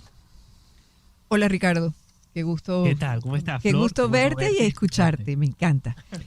Ricardo, fíjate, para las personas que tienen algún tipo de discapacidad física, que no pueden caminar, por ejemplo, que no pueden hacer deportes, que tienen algún tipo de limitaciones, mucha gente pues que he leído dice que con esta experiencia virtual van a poder cumplir, aunque no sea real, van a poder sentir lo que significaría para ellos caminar, esquiar, hacer un deporte, compartir con otros de igual a igual, no sentado en una silla de ruedas, por ejemplo, sino a la misma altura que una persona de pie.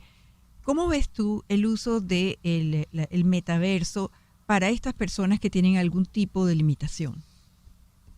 Bueno, sin duda creo que lo acabas de describir, es una nueva oportunidad, ¿no? Es una manera de experimentar de la manera más cercana experiencias que pues dadas sus limitaciones no pueden hacer. Es verdad que esta tecnología es capaz de engañar al cerebro y hacerte creer que realmente eso que está pasando es verdad. Basta usar las gafas de realidad virtual y montarte, entre comillas, en una montaña rusa. O sea, te mareas realmente, sientes que realmente estás ahí. Yo recuerdo que la primera vez que yo probé la realidad virtual fue en el 2014, cuando ni siquiera se hablaba de gafas de realidad virtual, en el Mobile World Congress aquí en Barcelona.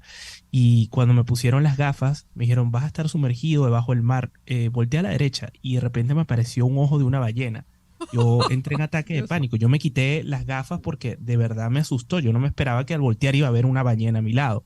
Entonces, creo que esta anécdota puede ser no traumática, sino todo lo contrario, más bien bonita para aquellas personas que no han podido experimentar pues lo que se siente, por ejemplo, estar de pie o correr o bueno, quién sabe cuántas actividades que se inventarán en el futuro a raíz de esta tecnología. Gracias. Vamos a buscar alguna conclusión. El señor Steve Jobs, según su biógrafo, no permitía que sus hijos tuvieran tabletas. No, Jobs, la anécdota era con Jobs. ¿Sabía el señor Jobs algo que no sabemos los compradores de sus productos?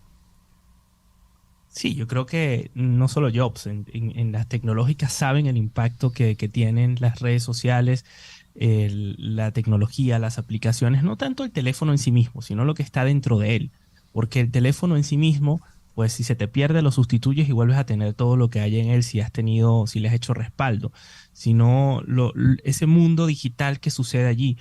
Y hoy en día, pues los objetos han pasado a ser objetos informáticos, ¿no? Objetos que son información en sí mismos. Los relojes, por ejemplo, ya no solo dan la hora. De hecho, es lo que menos la gente pudiera utilizar de un reloj inteligente, ¿no? Tiene muchísimas más prestaciones. Entonces, todas esas prestaciones, pues, no son ni buenas ni malas. Yo, si tuviera que dar una conclusión, porque, bueno, las cosas buenas, como dice la profesora Morela School, antropóloga y especialista y que ha estudiado este tema desde el año 1999, cuando le llamó a Internet ¿cómo se llama? La polis paralela, ella dice que lo importante de todo esto es que la tecnología no sea un sustituto, sino un complemento. Que la tecnología, como los teléfonos móviles o el metaverso, no sea algo que vaya a sustituir tus relaciones familiares o tus relaciones personales o las experiencias de la vida real, sino que sea un complemento. Y esto, a su vez, yo le quiero agregar otra visión que tiene otra autora estadounidense, se llama Jamie Odell, que tiene un libro maravilloso que se llama Cómo no hacer nada, que ella dice que podemos navegar en dos aguas y además tenemos la responsabilidad de estar dentro de la tecnología, porque la gente y la atención está allí. Muy bien. ¿Quieres agregar algo, Flor Alicia, ya que interviniste? Bueno, con la pregunta que me pareció muy importante, ¿no? Porque da una perspectiva distinta. Claro, porque siempre terminamos viendo la tecnología con una mirada un poco sospechosa, como de peligro, porque en realidad los peligros existen. Pero también para personas que no tienen, digamos, posibilidades, abre nuevos mundos, abre otras percepciones, y eso de alguna forma es posible a través de la tecnología. A mí el tema de la tecnología, y César lo sabe, me apasiona. Cada vez que abren y también lo sabes tú, Ricardo, cada vez que abren una aplicación, alguna cosa nueva, me meto para ver cómo funciona desde el punto de vista de comunicación. Y desde esa óptica me parece apasionante. De verdad te agradezco mucho, Ricardo, lo que nos has traído hoy. Ricardo, gracias, Flor. Gracias, César. Ricardo Miranda es periodista especializado en marketing digital. Nos habló desde Madrid. Fuerte abrazo, Ricardo. Otro más. Los espero pronto. ¿Qué tenemos en noticias sobre tecnología, Flor Alicia? Hemos estado hablando de la exploración espacial y del metaverso. Bueno, César Miguel, hace unos días supimos que TikTok está probando una nueva opción para permitir a los usuarios crear avatares generados por inteligencia artificial para sus fotos de perfil. Esta iniciativa podría poner los recientes avances en tecnología de inteligencia artificial en el punto de mira de millones de usuarios. La nueva función crea una imagen estilizada e ilustrada del propio usuario a partir de una foto que los usuarios suben. Según la empresa, la función aún está en fase de pruebas y no está disponible para todos los usuarios de TikTok, por lo que no se sabe cuándo se pondrá en marcha. Siempre estamos pensando en nuevas formas de agregar valor a la comunidad y enriquecer la experiencia de TikTok, a medida que continuamos construyendo un lugar seguro que entretenga, inspire la creatividad e impulse la cultura. En algunas regiones selectas estamos experimentando con una nueva forma de crear y compartir fotos de perfil con la comunidad de TikTok, han dicho sus portavoces. César Miguel Rondón, en Conexión Radio. Una carta abierta, firmada por cientos de destacados expertos en el campo de la inteligencia artificial. Empresarios tecnológicos y científicos piden que se detenga el desarrollo y las pruebas de tecnología de inteligencias artificiales más potentes que el modelo de lenguaje GPT-4 de OpenAI. Por lo menos que se detengan 6 meses y exigen que la pausa sea pública y verificable. Así, esperan tener el tiempo necesario para estudiar adecuadamente los riesgos que podrían plantear. ¿Pero será suficiente o quedará como una carta abierta al futuro que no llegaremos a leer?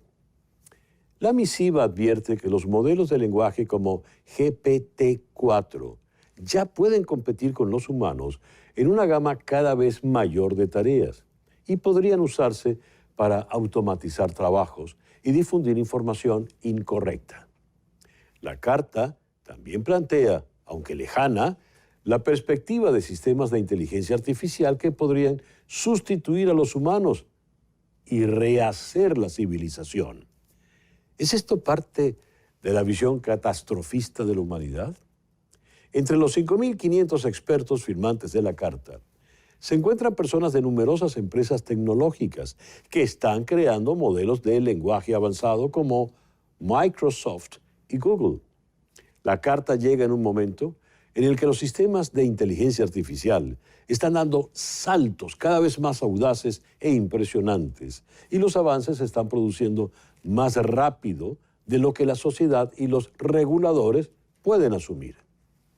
Es importante señalar que aunque GPT-4 y otros modelos de lenguaje avanzados han demostrado habilidades cada vez mayores en la resolución de problemas, también son capaces de cometer muchos errores triviales y lógicos y pueden inventar información incorrecta, revelar prejuicios sociales arraigados y emitir expresiones de odio o potencialmente dañinas.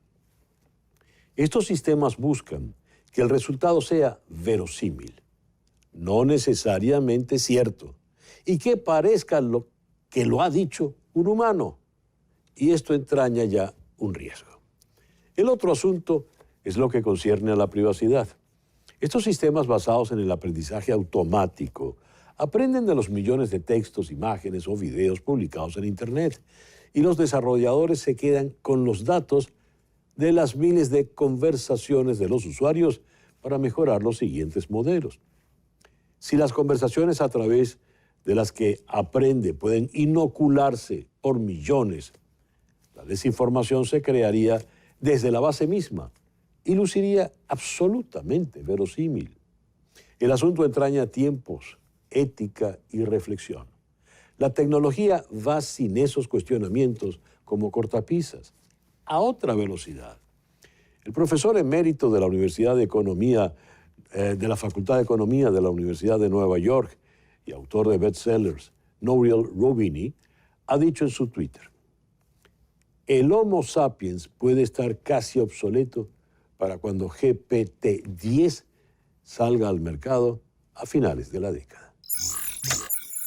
César Miguel Rondón, en Conexión Radio. Rian Johnson vuelve con el detective Benoit Blanc. Benoit Blanc, un hombre de Luisiana, de allí su nombre francés, es el émulo sureño en los Estados Unidos contemporáneos de aquel legendario detective belga que inventó Agatha Christie, Hércules Poirot.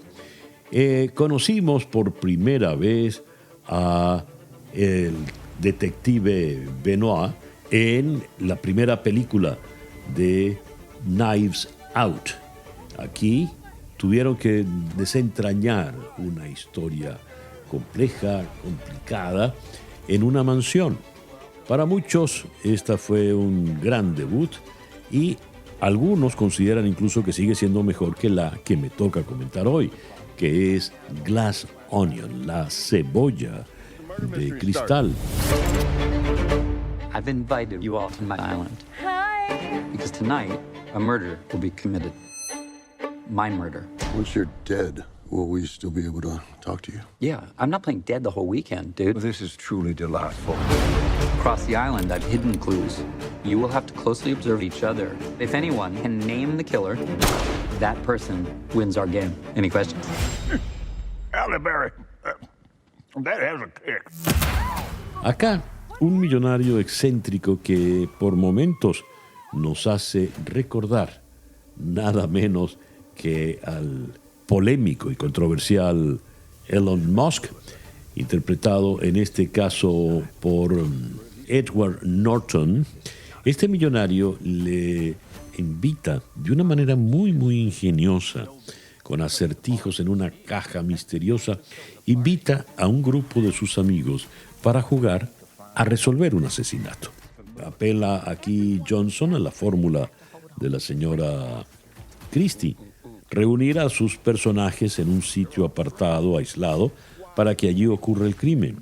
La señora Christie lo hizo en el tren, que era el Expreso de Oriente, lo hizo en una casa, en una isla apartada, con Ten Little Indians, lo hizo en un crucero navegando por el Nilo, pues aquí se los lleva a una isla que es de la propiedad de este millonario, donde van a ocurrir una serie de juegos interesantísimos.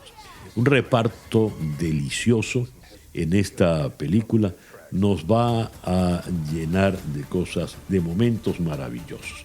Madeline Klein, Kate Hudson, Jessica Henwick, el propio Norton, Catherine Hahn, Janelle Monáe, además de, a ver, que no quiero que se me pase, un cameo de Hugh Grant, otro de Angela Lansbury, recientemente fallecida, a quien le dedican la película, Ethan Hawke, Dave Bautista, hacen de esta película algo francamente maravilloso. De hecho, después de Eight, Knives Out y de esta Glass Onion, estoy esperando ya la próxima de la saga, donde volverá a lucirse, cómo no, el detective Benoit Blanc, interpretado magníficamente por el ex James Bond Daniel Craig. Hablo entonces de Glass Onion, A Knives Out Mystery de Ryan Johnson, con guión del propio Johnson. Hacemos ahora una pequeña pausa y ya regresamos. Una pausa y regresamos con César Miguel Rondón en Conexión Radio. César Miguel Rondón está en Conexión Radio por Éxitos 107.1 FM. Fe y Alegría celebra 68 años trabajando por la educación en Venezuela y queremos invitarte a apoyarlos comprando su rifa anual de manera virtual. Quienes quieren participar y están fuera de Venezuela deben ingresar a www.rifa.feyaleguía.org y allí pueden comprar sus tickets. Con tu aporte, colaboras directamente con la educación de más de 115,000 estudiantes de las escuelas de Fe y Alegría. Abre tu corazón, participa de la rifa desde cualquier lugar. www.rifafeyalegría.org. Allí compras los tickets. En los medios literarios definen a la novela de María Elena Morán, Volver a Cuando, como literatura de la devastación venezolana. Baste tomar una de las palabras de Nina, uno de los personajes de esta novela. No sé cuántos de los que, como yo, apostaron al proyecto revolucionario, asumen ese fracaso y su lugar en la construcción del mismo. La palabra fracaso genera un pudor y un miedo que nos sobrepasa. Cita textual. Hablemos con la autora de esta novela en Sao Paulo. Bienvenida, María Elena, gracias por estar aquí con nosotros. Gracias a ustedes, es un placer estar aquí.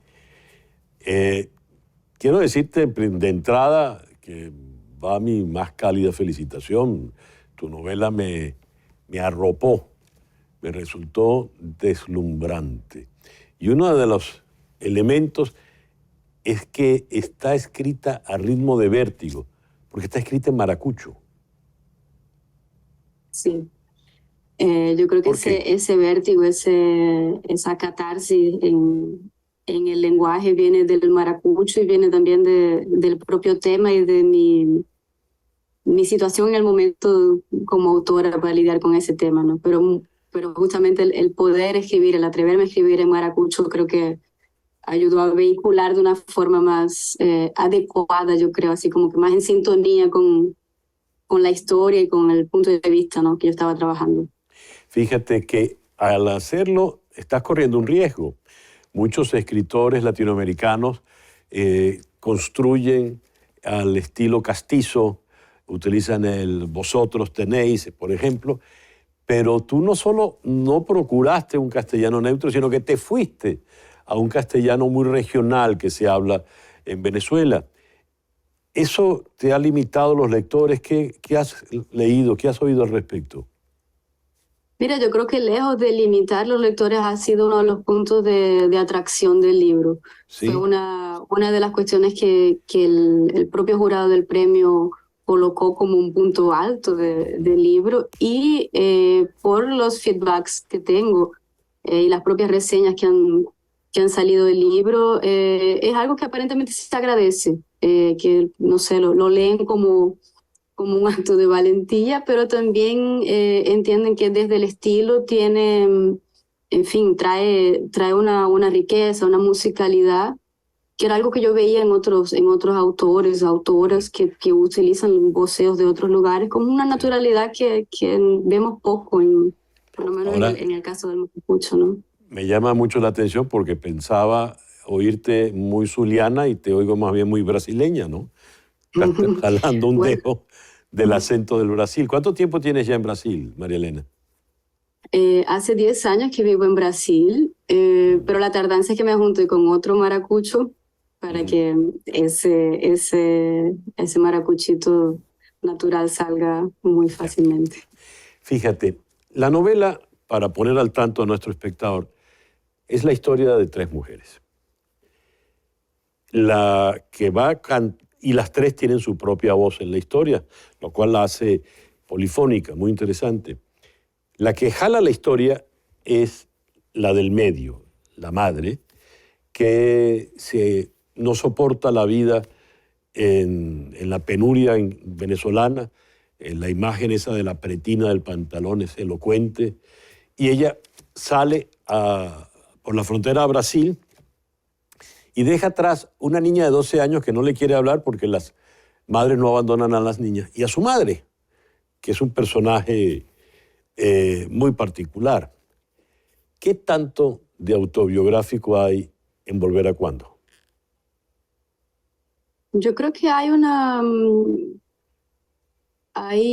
mucho de biográfico, en el sentido de que junté un montón de historias que fui pescando por ahí, que fui conociendo por ahí, y le fui dando un tratamiento totalmente filtrado por la ficción.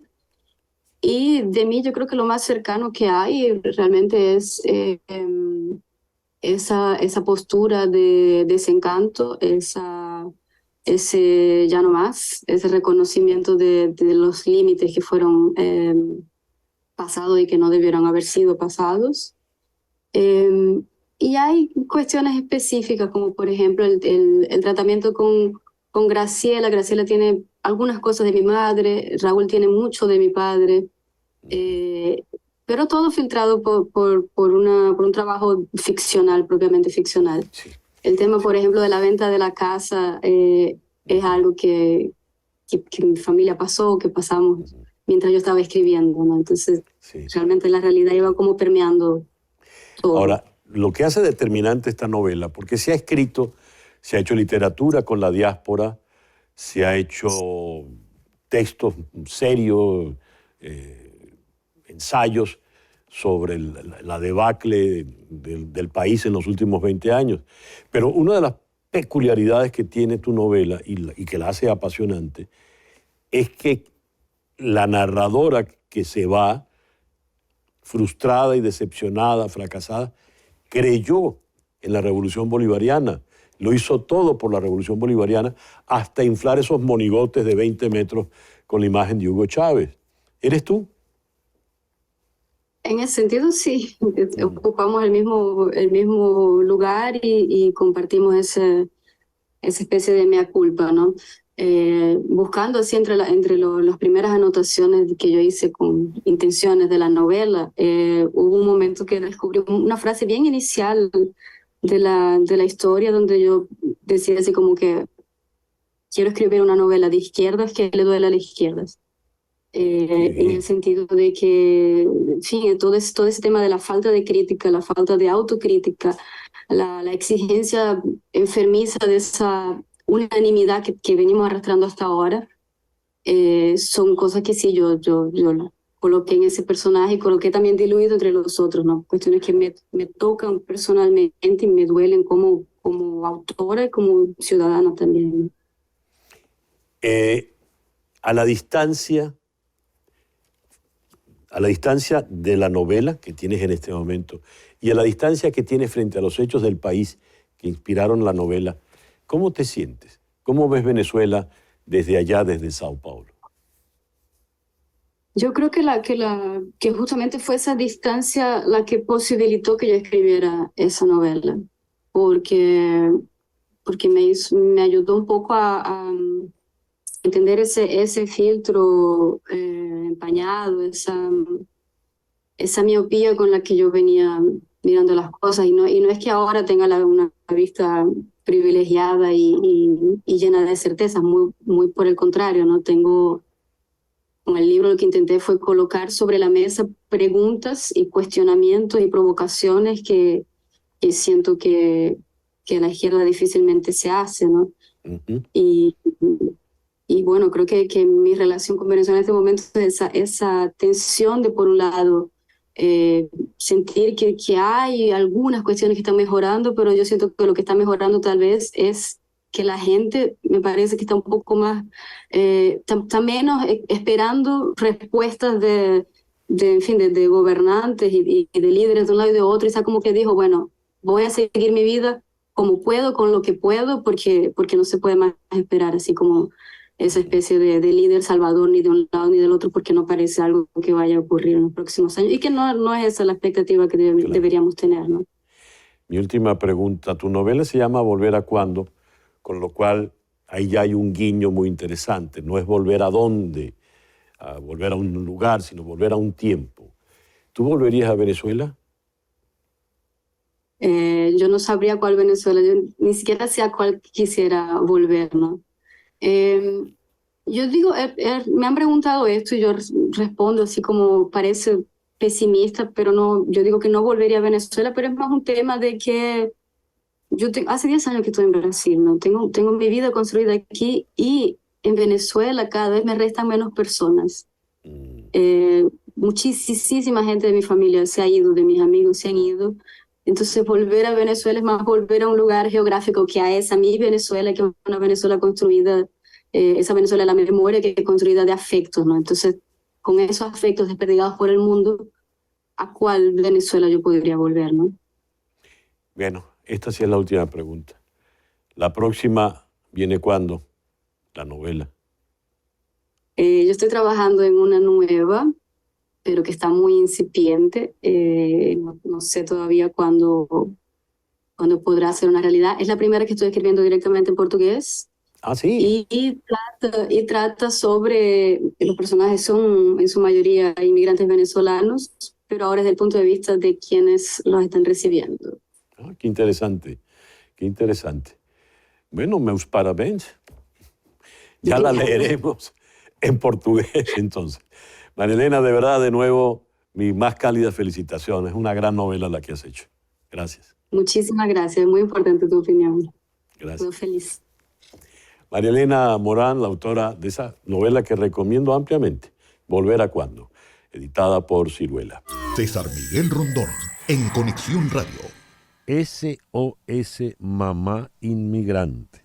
¿Quién es esa mamá inmigrante que pide auxilio? Pues ya usted acertó, es Clara Ulrich, que está en la línea telefónica. Clara, muy buenos días. Gracias por atendernos. Estoy encantada de poder hablar contigo y hablar del regreso de este show, que fue mi primer show en Miami, y que bueno, voy a volver a hacer con mucha alegría. ¿Qué tanto ha cambiado de cuando lo estrenaste en el 2017, 6 años atrás, a lo que hay ahora? Me refiero a la mamá inmigrante que pide auxilio. Bueno, creo que sigo pidiendo auxilio, pero hay algunas cosas que ya las fui aceptando mejor, porque creo que ya me fui adaptando más a la cultura norteamericana, aunque a veces uno siente, Miami es del todo Norteamérica, uno nunca lo sabe, ¿no? Un poco yo a veces siento que es la puerta de entrada de Estados Unidos y un poco es Latinoamérica también, ¿no? Sí. Pero bueno, sin duda no es casa, sin duda nunca será Argentina. Y también, por otro lado, siento que, bueno, ahora soy mamá de 2, San Miguel, o sea, cuando arranqué en el 2017 solo era la mamá de Vicente, ahora soy la mamá de Vicente y de Rocco, así que el grito de auxilio ahora viene duplicado. Ya. Me parece muy gracioso eso cuando defines a Miami. El otro día escuché que Miami es la ciudad más cercana a Estados Unidos. Claro. Muy bien. Es el lobby de entrada. El lobby de entrada. A ver, para quienes no conocieron la versión original y no tienen idea de qué va SOS Mamá Inmigrante, Danos una pista para entusiasmar a nuestros oyentes. When the place smells delicious, but you need help with the menu, download the Google app. Bueno, mira, en realidad SOS Mamá Inmigrante es una especie de terapia de autoayuda entre todas las mamás. Nos juntamos a reírnos de lo que nos pasa a todas, de esa desesperación que a veces sentimos, esas ganas de tal vez tener un ratito para nosotras, esas ganas que tendríamos de que alguien nos resuelva todo, la lanchera de los niños a la mañana, que alguien se ocupe de llevarlos a las actividades extracurriculares, ese amor irrefrenable que tenemos por nuestros hijos, pero que hay días que si nos dicen mamá una vez más sentimos que vamos a explotar, hablar de ese mundo, ese yo diría agujero oscuro que es el chat de mamis del colegio, ¿no? Ese chat de WhatsApp. Es una manera de reírnos realmente de todo lo que nos pasa a las mamás en el día a día. Esta cosa de, esta dualidad y contradicción de que lo que más nos gusta es estar con nuestros hijos y lo que más nos gusta es no estar con nuestros hijos. Esa cosa constante que hace que, bueno, tan cerquita del Día de la Madre, porque voy a presentar este show el 12 de mayo, quiero que sea un regalo que nos hagamos, encontrar un espacio para reírnos, para entendernos y por sobre todas las cosas para tratarnos con más piedad, ¿no? Porque a veces las mamás somos tan exigentes con nosotras mismas. Siempre sentimos, como yo siempre digo, en el mismo día yo siento que, mira, me parece que estoy haciendo un buen trabajo, no soy la mamá del año, pero ponele que soy la mamá de la semana y 10 minutos después me siento la peor, ¿viste? Me estoy dando con el látigo y diciendo, no, yo no sirvo para esto. Este show es apto para maridos. Invítalo, no te vas a arrepentir. Totalmente. Porque esto no es la última vez que hablamos, que era cuando querías hacer yo quiero ser mi marido. Ya no. Bueno, para algunas cositas de la maternidad me gustaría ser mi marido. Me gustaría, o sea, esa cosa que, por ejemplo, estamos a punto de terminar el año escolar y mi marido, literal, César Miguel, no es un pase de comedia, no sabe cómo se llama la maestra. O sea, no tiene idea, no sabe. Entonces dijo, ¿y tu maestra cómo se llama? Y estamos a punto de terminar, dentro de un mes. Y yo no solo sé cómo se llama la maestra, sino la maestra del año pasado, del antepasado. O sea, es esta cantidad de información que las mamás acumulamos en la cabeza y que los papás, no sé, nunca sabremos, vamos igual desarticulando eso, ¿no? Vamos deconstruyéndolo. Porque es como que creo que está como legitimado que a nosotras las cosas del colegio es nuestra tarea y nos divierten. Bueno, no es así, pero es verdad que nosotras nos ocupamos de ello. No, la mayoría de las mamás aparecerá alguien, algún oyente tuyo que dirá, no, bueno, mi marido es el que se ocupa, mi marido es el que lo lleva al colegio. Pero bueno, también en la comedia siempre uno tiende a hablar de lo que mayor identificación genera, ¿no? Siempre hay casos particulares. Claro. Pero ese Mamá Inmigrante es un homenaje a las mamás. Muy bien. Es un rato que vamos a pasar y divertirnos entre nosotras para hablar todos esos pensamientos que una tiene. Por ejemplo, lo traumático que es para la mamá llevar al hijo al baño público. Nosotras que entras al baño como si fuese un operativo, viste, de no toque nada, no toque nada, no toque nada, que hay muchos gérmenes, espera, no toque nada. Es una escena que si alguien la ve de afuera, una siente que está loca, pero nos pasa a todas. Y bueno, desde cómo ha sido mi último parto, ahí bueno, me voy a meter un poquito a hacer humor entre la diferencia entre el parto argentino y el parto venezolano, que es muy distinto. ¿Ah, sí? Yo no sabía. Claro, la mujer venezolana se prepara para el parto, va a la peluquería. Una amiga me preguntó quién me iba a arreglar el pelo para el parto, César Miguel. Te dije, no me estás jorobando, eso es un chiste. Eso tiene que ser un chiste. Muy bien. No. Porque si no tengo una buena peluquería. Yo llegué al parto en condiciones que, digamos, no pueden ser posteables, fotografiables. Y yo veo fotos de amigas mías después de parir que son directos para la tapa de Vogue, que podrían haber ido al Met Gala. Entonces, realmente eso es una diferencia cultural muy hermosa. Muy bien. Invita, por favor, a nuestros oyentes, Clara. Bueno, SOS Mamá Inmigrante, con quien les habla, se presenta en la ciudad de Miami, particularmente en Doral, ahí cerquita de la radio. Pues voy a estar presentando en área 41, 12 de mayo, a las 8:30 de la noche, para que todas juntas festejemos el Día de la Madre anticipado. Y voy a tener regalos, pero regalos que de verdad les van a gustar, no como los regalos que reciben que compran sus maridos. Clara Ulrich y SOS Mamá Inmigrante. Gracias, Clara, por atendernos en la mañana de hoy. Gracias a vos, siempre un placer hablar contigo. Un beso grande. Gracias. La sorpresa de hoy.